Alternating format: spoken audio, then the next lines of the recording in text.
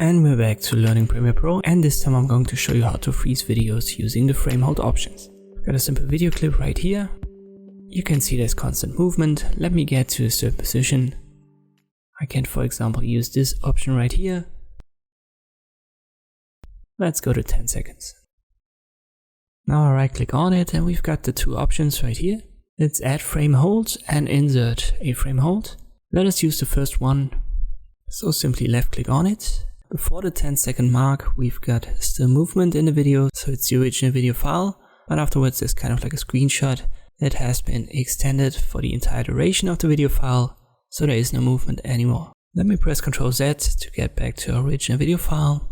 I go to 10 seconds, and this time I'm going to use the insert frame hold segment. And now let me zoom in. We've got 3 files in our timeline, so the original on the left. Then there's our frame hold segment, which freezes the video, and afterwards the video continues with the regular file, and there's movement again. For the most part, you want to use this option, so the insert frame hold segment, and then you simply resize that in the timeline, and you connect your 3 files that you've created.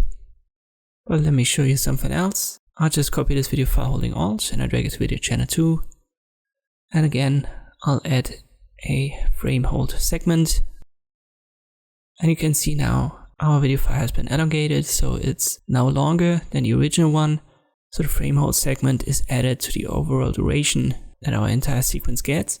And you have to keep that in mind. If the duration of your video file plays a role, you very often want to cut something at the end. So simply press C for the cut tool and then cut it there, and then simply delete it.